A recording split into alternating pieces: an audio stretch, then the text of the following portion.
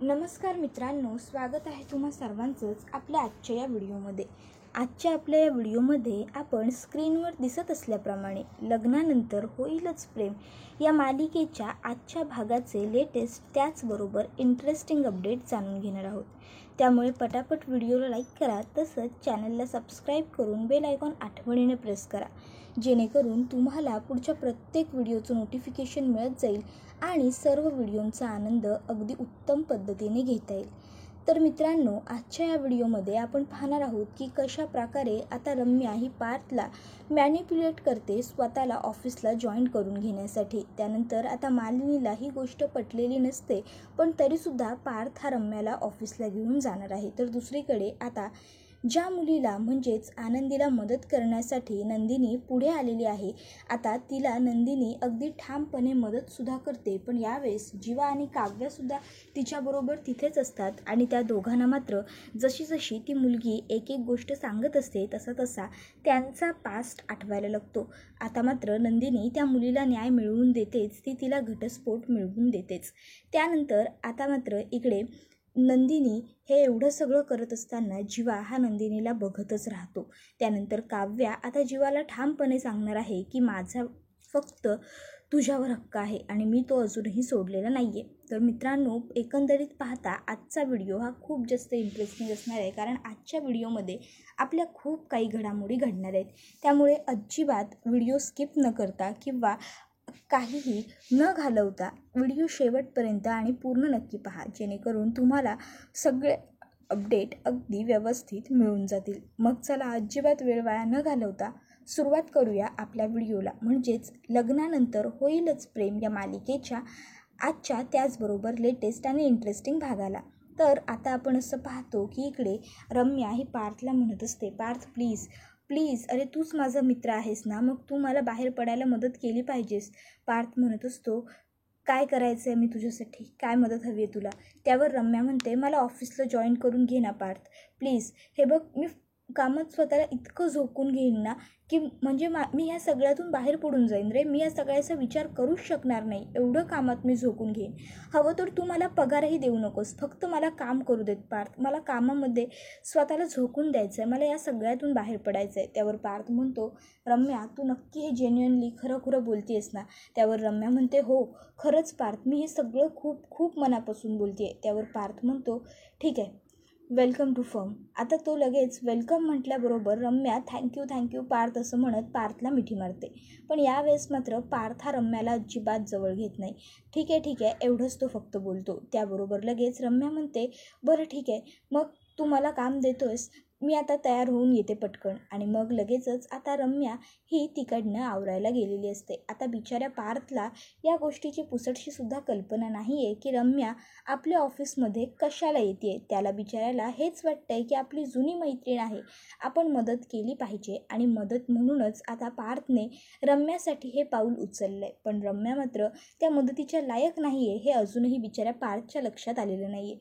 तर दुसरीकडे आता आनंदी ही नंदिनीला भेटलेली असते आणि ती तिला सांगत असते की ताई, मलाच तुमची मदत हवी होती. मी आनंदी, माझ्या आईवडिलांनी माझं लग्न जबरदस्तीने लावून दिलं आहे. आता जबरदस्तीने लग्न लावून दिलं असं म्हटल्याबरोबर लगेचच जीवा आणि काव्या हे दोघंसुद्धा थांबतात. तर नंदिनी ही पुढे आनंदीला विचारत असते, आनंदी पण मला सांग, तू डिवोर्स कोर्टामध्ये फाईल केला आहे, पण तुला डिवोर्स का हवा आहे. त्यावर लगेच ती सांगायला लागते की ताई, माझं एका मुलावर प्रेम होतं, मला त्याच्याबरोबरच लग्न करायचं होतं. खूप चांगला शिकलेला होता, सगळं व्यवस्थित होतं, फक्त नोकरी नव्हती म्हणून आम्ही आमच्या घरी सांगितलं नव्हतं. पण ज्यावेळेस माझे आई बाबा मला बोलले की लग्न करायचं आहे तुझं, त्यावेळेस मात्र मला या माणसाबरोबर लग्नाला उभं केलं. मला याच्याबरोबर लग्न करायचं नव्हतं. अहो, आम्ही एकमेकांवर मनापासून प्रेम केलं, पण कधीच लिमिट्स क्रॉस नाही केल्या. कधी एकमेकांचा साधा आम्ही हातसुद्धा नाही धरला. कायम आम्ही आमच्या मर्यादित राहिलो, मर्यादित वागलो. पण तरीसुद्धा माझ्या आईवडिलांनी माझं काहीही ऐकून नाही घेतलं. याच्याबरोबर माझं लग्न लावून दिलं. पण हा खूप नालायक माणूस आहे. अहो खूप, याने माझ्याबरोबर फक्त चुकीचं वागलं आहे, माझा फक्त विश्वासघात केला आहे. आईवडील मुलीचं लग्न लावून देतात ना, मग मुलीचं भलं का बघत नाही हो. अहो मी प्रेम केलं, पण कधी आम्ही एकमेकाचा हात पकडला नाही किंवा कधीच आम्ही आमचे कुठल्याच पद्धतीचे लिमिट्स क्रॉस केले नव्हते, तरीसुद्धा माझ्या आईवडिलांनी माझं काहीच ऐकून घेतलं नाही. आता मात्र लगेचच काव्याला आठवायला लागतं की तीसुद्धा असंच जीवाला म्हणाली होती की जोवर तू स्वतः एक इंडिव्हिज्युअल प्रोजेक्ट देत नाही आणि माझी IASची एक्झाम क्रॅक होत नाही, तोवर आपण घरी काहीही सांगायचं नाही. आणि त्या दोघांनीसुद्धा कधीच आपले लिमिट्स क्रॉस केले नव्हते. त्यांनी कधीच एकमेकांना किस केलं नव्हतं किंवा एकमेकाचे साधे हातही धरले नव्हते. आता नंदिनी ही लगेचच म्हणायला लागते, बरं ठीक आहे, पण मला सांग, तू तुझ्या घरी या सगळ्या गोष्टींबद्दल सांगितलं होतंस का? त्यावर लगेच ती मुलगी म्हणायला लागते, हो सांगितलं होतं, पण माझ्या वडिलांनी आईनी माझं कुणी काहीच ऐकून घेतलं नाही. या मुलाबरोबर माझं लग्न लावून दिलं, पण हा सुद्धा एक नंबरचा नालायक निघाला. विश्वासघात केला याने माझा. अहो दुसऱ्या मुलींबरोबर फिरत होता हा. 3 वर्षापर्यंत त्या मुलीबरोबर राहायचा. त्यावर लगेच आता त्या मुलीचे वडील म्हणतात की बाळा, अगं तू हे मला आधी का नाही सांगितलंस? त्यावर ती मुलगी म्हणायला लागते की हो बाबा, हे तुम्ही वाक्य बोलताय? अहो लग्नाला मी तयार होत नाही म्हणून तुम्ही माझ्याशी बोलणं बंद केलं, ते आज माझ्याशी बोलायला लागलं आहे. तर नंदिनी म्हणत असते, अगं पास्ट हा प्रत्येक व्यक्तीचा असतो. त्याच्या पास्टवरून तू त्याला रिजेक्ट करणार आहेस का? अगं काहींचा पास्ट आपल्याला माहीत असतो, काहींचा पास्ट आपल्याला माहीत नसतो. त्यावर लगेच ती मुलगी म्हणायला लागते, मॅडम मी सोडूनसुद्धा दिलं असतं खरंच, पण लग्नानंतर मला त्या मुलीचे फोन यायला लागले. मला ती सतत म्हणायची की मला तुझ्या नवऱ्याबद्दल तुझ्याशी बोलायचं आहे, नवऱ्याबद्दल बोलायचं आहे. पण मी कधीच तिच्याकडे लक्ष नाही दिलं, कधीच तिचं ऐकून नाही घेतलं. मग एक दिवस ठरवलं की जरा हिचं ऐकून घ्यावं. मग त्या मुलीचं ऐकून घेतलं तर ती मुलगी मला सांगत होती की माझं आणि तुझ्या नवऱ्याचं एकमेकांवरती प्रेम आहे. आम्ही एकत्र 3-4 वर्षांपर्यंत राहिलो. त्यावर लगेचच आता नंदिनी म्हणत असते, पण कशावरून ती मुलगी खरं बोलते आणि तुझा नवरा खोटं बोलतोय? कदाचित तीही खोटं बोलत असू शकते ना? त्यावर नंदिनीला ती मुलगी सांगत असते की नाही मॅडम, ती मुलगी खोटं बोलत नव्हती, कारण तिने मला पुरावे दाखवले ना. तिने मला याने तिला दिलेले गिफ्ट्स, याने दिलेले ग्रीटिंग्स, त्याचबरोबर याने तिच्यासाठी कुठे कुठे गेला, फोटोज काढलेत, सगळं दाखवलं. आणि त्याशिवाय त्याबरोबर लगेच नंदिनी म्हणते, अगं पण तो त्याचा पास्ट होता. त्यावर लगेच नंदिनीला ती मुलगी सांगत असते की नाही मॅडम, पास्ट असता तर कदाचित मी सोडूनही दिलं असतं, पुढे एक संधी दिली असती. पण लग्नानंतरसुद्धा हा माणूस त्या मुलीबरोबर फिरत होता, याच्यामुळे तिला ॲबॉर्शन करायला लागलं. आता हे ऐकून मात्र नंदिनीसुद्धा गप्प बसते. तर पुढे ती मुलगी म्हणत असते, सांगा ना, तुम्ही तरी राहाल का हो अशा माणसासोबत, कराल का हो संसार? त्यावर नंदिनी म्हणत असते, बरं बरं बरं, शांत हो तू, रडू नकोस. तुला डिवोर्स हवाय ना? फाईल केलायस ना तू कोर्टामध्ये? मग झालं तर काळजी करू नकोस, सगळं व्यवस्थित होईल. हां, रडत बसू नको, शांत हो बरं. त्याबरोबर ती मुलगी म्हणत असते, ताई कशी शांत हो? अहो माझ्या आईवडिलांनी सुद्धा माझं ऐकून नाही घेतलं. त्यानंतर आता लगेचच नंदिनी ही त्या माणसाला म्हणजेच प्रकाशला विचारायला लागते, प्रकाश, यावर तुझं काही मत आहे का? तुला अजून काही बोलायचं आहे का? त्यावर लगेच प्रकाश हा काही बोलत नसतो आधी तर दुसरीकडे आता रम्या ही छान ऑफिस लुकमध्ये तयार झालेली असते. आता वसू तिला बघते आणि विचारायला लागते, रम्या रम्या, अगं वा, किती सुंदर दिसतेस तू, पण आज एकदम ऑफिसचा लुक वगैरे, काय गं, कुठे चालली आहेस एवढी तयार होऊन? त्यावर रम्या म्हणत असते, पार्थवरती हक्क गाजवायला. त्यावर वसू तिला म्हणते, म्हणजे नेमकी कुठे चालली आहेस तू? त्यावर रम्या सांगते की मी ऑफिसला चालली आहे. वसू तिला विचारते, ऑफिसला जाऊन तू नेमकं काय करणार आहेस? त्यावर रम्या म्हणते, आई, अगं तुला सरप्राईज घ्यायला अजिबात आवडत नाही का? मी ऑफिसला जाऊन काय करणार आहे, काय नाही, हे सगळं तुला नंतर कळेल. बरं चल, मी ऑफिसला निघते, बाय बाय बाय, एवढं म्हणत आता रम्या ही तिकडनं ऑफिसला जायला निघालेली असते. आता मात्र वसू विचार करायला लागते की ही मुलगी जेव्हा खुश असते ना, तेव्हा हल्ली मला धडकीच भरायला लागते. तर आता प्रकाश हा नंदिनीला म्हणत असतो की मी आता हिला एक्सेप्ट केलं आहे ना, आणि मी त्या मुलीलासुद्धा सांगितलं आहे की आता मी माझ्या बायकोबरोबर राहतो बाई, त्यामुळे आपल्या दोघांमध्ये काही संबंध नसणार आहेत. मग तरीसुद्धा काय फरक पडतो? केलं आहे ना मी हिला एक्सेप्ट, मी हिला एक्सेप्ट केलं आहे, मी हिला एक्सेप्ट केलं आहे, असं तो 2दा-3दा म्हणतो. मग मात्र नंदिनीला राग येतो. नंदिनी म्हणते, एक्सेप्ट करता म्हणजे नेमकं काय करता तुम्ही? मुलींशी लग्न करता म्हणजे काय तुम्हाला त्यांच्या आयुष्याशी, त्यांच्या मनाशी खेळण्याचा परवाना मिळतो का? एक साधं सोपं स्वप्न बघतात मुली, आपला जोडीदार आपण पसंत करावा, तो आपल्याला आवडेल असा असावा. पण त्याचंसुद्धा स्वातंत्र्य काही मुलींना मिळत नाही. ते सुद्धा आई वडील सांगतात त्याच्याशी लग्न करतात त्या. अगदी एखाद्या रोपट्यासारखं एका मातीतून उपटून दुसऱ्या मातीत रोवलं जातं मुलींना. पण तरीसुद्धा त्या कधीही तक्रार करत नाही, ना मातीची ना माळ्याची. पण तरीसुद्धा त्यांच्याबरोबर काय होतं? विश्वासघात. काय होतं ना, एखादी मुलगी जेव्हा लग्न करून आपल्या सासरी जाते तेव्हा ती फक्त आपल्या नवऱ्याच्या विश्वासावर तिथे गेलेली असते. तिला तिथे काहीच माहीत नसतं. आपल्या नवऱ्याला काय आवडतं, काय नाही आवडतं, त्याला कसला राग येतो, कसला नाही येतो. कदाचित या साध्या गोष्टीसुद्धा त्या मुलीला माहीत नसतात. पण तरीसुद्धा ती तिथे राहून त्याचं मन जिंकण्याचा प्रयत्न करते, त्याच्याबरोबर जुळवून घेण्याचा प्रयत्न करते. पण तरीसुद्धा काय होतं? तिला काय मिळतं? तर विश्वासघात. कसं शक्य आहे असं? अहो, लग्न करता म्हणजे तुम्हाला परवाना नाही मिळत कुठल्याही मुलीशी वाईट वागण्याचा, तिला त्रास देण्याचा. त्याचबरोबर आता पुढे नंदिनी ही प्रकाशकडे जाते आणि प्रकाशला सुद्धा चांगल्या 4 गोष्टी सुनावत असते. ती त्यालाही म्हणत असते की मुलीशी लग्न करता म्हणजे एक्सेप्ट करता म्हणजे काय नक्की करता तुम्ही? एक्सेप्ट वगैरे असं काही नसतं, तर तुम्ही फक्त तिचा छळ करता.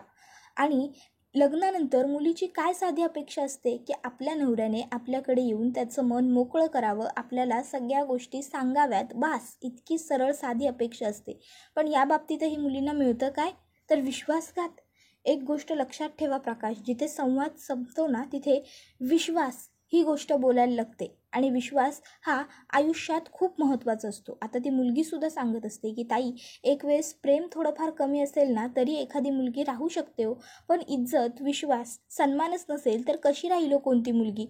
त्याबरोबर लगेचच आता नंदिनी ही त्या कोर्टात सगळ्यांसमोर बोलत असते की आयुष्यात विश्वास आणि नात्यात खूप महत्त्वाचा असतो. जर विश्वासच नसेल तर नातं उभं कसं राहील? आणि त्यानंतर आता ती मुलगीसुद्धा म्हणायला लागते की हो ताई, बरोबर आहे तुमचं. आता नंदिनी ही प्रकाशला एवढं सुनावते, पण प्रकाश नंदिनीसमोर अजिबात तोंड उघडत नाही. तर दुसरीकडे आता पार्थ हा ऑफिसला जाण्यासाठी तयार झालेला असतो, पण अजूनही तो घरातच उभा असतो. त्याची फाईल हातामध्ये घेऊन मोबाईल बघत असतो. आता मालिनी येते आणि पार्थला बघते. पार्थ असा मोबाईल खेळतोय. मग ती पार्थला विचारते, काय रे पार्थ, तुला ऑफिसला जायला आज उशीर नाही होत आहे का? असा इथं उभा असतो. त्यावर पार्थ सांगत असतो की अगं आई, ऑफिसलाच जायला निघालो आहे, पण मॅडम येत आहेत ना, त्यांचीच वाट बघतोय. आता मॅडम येत आहेत त्यांचीच वाट पाहतोय असं जेव्हा पार्थ सांगतो तर मालिनीला वाटतं की काव्य पार्थबरोबर ऑफिसला जायला निघाली आहे की काय, ते दोघं एकत्र जाणार आहे. पार्थ काव्याला तिच्या इन्स्टिट्यूटपर्यंत सोडणार आहे. मग ती म्हणते, वा वा वा, उत्तम, छान. काव्यालाही सोडायला जातोयस का? जा जा जा. अरे, एकत्र वेळ घालवा, एकत्र छान टाईम स्पेंड करा. कारण काय आहे ना, जितका वेळ तुम्ही दोघं एकत्र घालवाल तितकं तुमच्यासाठी चांगलंच असेल ते. आता पार्थ हा आईला सांगण्याचा प्रयत्न करत असतो की आई अगं काव्या नाही. इतक्यात त्या ठिकाणी आता रम्या येते आणि रम्या म्हणते, हो मामी, आता पुढचा वेळ आम्ही एकत्रच घालवणार आहोत. आम्ही कायम एकत्रच असू असं म्हणत ती रम्या लगेचच मालिनीच्या पाया पडते. त्यावर मालिनी म्हणत असते, तुझं काय आहे मध्ये? त्यावर मालिनी म्हणत असते की पार्थ, तू मामीला सांगितलं नाहीस का? मामी अगं, मी सुद्धा ऑफिस जॉईन करणार आहे. त्यावर लगेचच आता मालिनी म्हणायला लागते की पार्थ, मला गरज वाटत नाही की हिची ऑफिसमध्ये काही असेल. त्यावर लगेचच आता रम्या म्हणायला लागते, मामी अगं, गरज तुला वाटत नाही, पण खरंच गरज आहे. पार्थ, मी तुझ्या सगळ्या डिझाईन. त्याबरोबर लगेचच आता मालिनी म्हणायला लागते की एक मिनटं रम्या, थांब. आणि मग ती पार्थशी बोलायला लागते. ती पार्थला म्हणत असते, पार्थ हे बघ, तू बाबांबरोबर बोललायस का? त्यावर पार्थ हा नाही म्हणतो. मग मालिनी म्हणते, काव्याला हे सगळं माहीत आहे का? तिला हे सगळं आवडेल का? त्यावर लगेच पार्थ नाही म्हणतो. तर आता मात्र मालिनीला रम्याने ऑफिसला जाणं काही पटत नसतं. तर ती लगेचच म्हणायला लागते की रम्याची ऑफिसमध्ये खरंच गरज नाही आहे पार्थ, आणि त्याशिवाय काव्यालाही ह्या गोष्टी नाही आवडणार. त्यावर पार्थ लगेचच म्हणतो, आय हँडल इट आई. आणि मग लगेचच आता रम्या म्हणायला लागते, आम्ही दोघंजणं मिळून मॅनेज करू मामी, तू काही काळजी करू नको. आता आम्ही दोघं पार्टनर म्हणून कायम एकत्रच असणार आहोत. त्यावर मालिनी आणि पार्थ दोघंही तिच्याकडे बघायला लागतात. मग ती म्हणते, बिझनेस पार्टनर म्हणून. त्याबरोबर मात्र आता पार्थ हा काही बोलत नाही आणि तो तिकडनं बाहेर जातो. चल मामी, बाय असं म्हणत रम्या मालिनीच्या पाया पडते आणि तीसुद्धा आता तिकडनं निघून जाते. तर नंदिनी ही लगेचच त्या मुलीकडे येते आणि तिच्या हाताला पकडत म्हणते, आजपर्यंत तुला तुझ्या घरच्यांनी किंवा कोणीही विचारलं नाही की तुला काय हवं, पण आज मी तुला विचारते, मला सांग, तुला काय हवंय? त्याबरोबर लगेचच ती मुलगी अजिबात वेळ वाया न घालवता अगदी स्पष्ट आणि पटकन सांगून टाकते, ताई, मला घटस्फोट हवा आहे. हो, मला ह्या माणसाबरोबर अजून अजिबात राहायचं नाही आहे. मला याच्यापासून वेगळं व्हायचं आहे. मी माझे पैसे कमवेन, माझी सुखाने शांतीने राहीन. त्याबरोबर लगेचच आता तिला नंदिनी म्हणायला लागते की ठीक आहे, तुला डिवोर्स हवा आहे ना. त्याबरोबर लगेचच आता त्या मुलीचे बाबा हे म्हणायला लागतात की बेटा असं का बोलतेस, आपलं घर अजूनही तुझंच आहे, तू तिकडे हक्काने येऊन हक्काने राहू शकतेस. आता कुठल्याही वडिलांनी आपल्या मुलीला हे असं म्हटल्यावर तिला आनंद हा होईलच. आणि मग लगेचच आता पटकन ती मुलगी जाऊन आपल्या वडिलांना मिठी मारते. आता तिला बरं वाटतं की चला फायनली आपल्या वडिलांना त्यांची चूक कळली आणि त्यांनी आपल्याला घरी बोलवलं. तर आता हे सगळं काव्या ही बघतच राहिलेली असते. तर दुसरीकडे आता आनंदी ही तिच्या नवऱ्याला म्हणजेच प्रकाशला सुद्धा सांगते, प्रकाश आता लवकर डिवोर्स देऊन टाका तिला, उगाच फार गोष्टी ताणू नका. त्यावर तो म्हणतो की हो, आणि तो तिकडनं निघून जायला लागतो. तर नंदिनी लगेचच त्या मुलीला सांगत असते की आपल्या आनंदासाठी आपण कधीच कोणावरती डिपेंडेंट राहायचं नसतं, कळलं तुला. त्यावरती मुलगी आता नंदिनीला होकार देते. नंदिनी तिला सांगते अजिबात रडू नकोस, कधीच रडायचं नाही. आता तू डिवोर्स फाईल केला आहेस ना कोर्टात, तुला डिवोर्स मिळून जाईल, मी लॉयरबरोबर बोलून घेते. तर आता प्रकाश हा तिकडनं निघून गेलेला असतो. पण अजूनही काव्या आणि जीवा हे दोघं मात्र तिथेच उभे असतात आणि ते हे सगळं बघत असतात. मग आता नंदिनी पुढे येते आणि लगेचच आता त्या दोघांकडे बघते आणि त्यांना म्हणायला लागते, अरे हे काय, तुम्ही दोघंही अजून इथेच, तुम्ही दोघं अजून गेला नाहीत. त्याबरोबर लगेचच आता जीवा हा काही उत्तर देत नाही. मग काव्या म्हणत असते तू बोलत होतीस ना ते बघत होतो. त्याबरोबर लगेचच नंदिनी म्हणत असते अच्छा ठीक आहे. मग ती जीवाला बोलायला लागते, बरं जीवा ऐका ना, मला आता लॉयरला भेटायचं आहे पुढे, मग मला वेळ लागेल, तर माझं काम झालं की मग मी तुम्हाला कॉल करते, तुम्ही याल मला घ्यायला. त्यावर आता मात्र जीवा हा अगदी गप्प राहिलेला असतो. तो नंदिनीला काहीच उत्तर देत नसतो. मग नंदिनी म्हणते ठीक आहे, जर तुम्हाला वेळ नसेल किंवा काही काम असेल तर तुम्ही नाही आलात तरी चालेल, मी येईन माझी घरी. त्यावर सुद्धा जीवा काही बोलत नाही. तो फक्त मान हलवतो आणि तिकडनं निघून जातो. आता खरं तर जी नंदिनी विश्वासाच्या वरती एवढं काही बोलत होती, त्या नंदिनीला हीच गोष्ट माहीत नाही आहे की आपलाच विश्वासघात आपला स्वतःचा नवरा आणि आपलीच सख्खी धाकटी बहीण करत आहे. तर आता इकडे नंदिनी लगेचच काव्याला म्हणायला लागते की बरं काव्या चल, मला पुढे भरपूर काम आहे, अजून वकिलांना वगैरे सुद्धा भेटायचं आहे, मी निघते. त्यावर लगेचच काव्य होकार देते. नंदिनी तिकडनं गेल्यावर काव्यासुद्धा लगेचच येते आणि जीवाच्या कारमध्ये बसते. आता काव्या ही अशी अचानक कारमध्ये येऊन बसलेली असते आणि आता ती जीवाला म्हणत असते, वा मस्त चाललंय रे तुझा आणि ताईचा संसार, छान, एकदम छान सुरू आहे सगळं. डिनरला काय जात आहे, लॉंग ड्राईव्हवरती काय जात आहे, मस्त, बरं चाललंय रे तुझं, इतक्या लवकर इतक्या सहजासहजी विसरलास तुम्हाला जीवा. आता मात्र काव्य जीवावरती खूप जास्त चिडलेली असते. तर लगेचच आता जीवा हा काव्याला म्हणायला लागतो की हे बघ काव्या, तसं काही नव्हतं, त्या दिवशी मी खूप दारू प्यायलो होतो आणि तुझी बहीण तुझी ताई मला तिकडे घ्यायला आली होती. आता हे कळाल्यावर मात्र काव्याच्या पायाखालची जमीन सरकते आणि ती गप्पच राहते. तिला शॉक बसतो की तिला काय वाटलं होतं आणि खरं काय निघालं. मग लगेचच काव्या म्हणत असते एक गोष्ट लक्षात ठेव जीवा, काहीही झालं तरी तू माझा होतास आणि माझाच राहशील. मी माझा तुझ्यावरचा हक्क कधीही सोडणार नाही. आता मात्र हे ऐकून जीवा गप्पच राहतो. त्याबरोबर हा व्हिडिओ तर इथेच संपतो. पण मित्रांनो, पाहणं तर हे रंजक ठरणार आहे की ज्यावेळेस नंदिनीला जीवा आणि काव्याबद्दलचं सत्य समजेल त्यावेळेस ती कशी आणि काय रिॲक्ट होईल. कारण आता नंदिनीने प्रकाशला विश्वासाबद्दल एवढं मोठं लेक्चर दिलेलं आहे आणि ज्यावेळेस तिला कळेल की आपण ज्या विश्वासाबद्दल एवढ्या ठामपणे बोलत होतो, आपल्या नवऱ्यानेच आपला विश्वासघात केलेला आहे, त्यावेळेस तिची काय अवस्था होईल ते आम्हाला कमेंट करून नक्कीच सांगा. त्याचबरोबर आपल्या व्हिडिओला लाईक करा, तसंच चॅनलला सबस्क्राईब करून बेल आयकॉन प्रेस करायला विसरू नका. पुढचा व्हिडिओ येईपर्यंत असंच आपलं चॅनल पाहत राहा. टाटा, बाय बाय, धन्यवाद.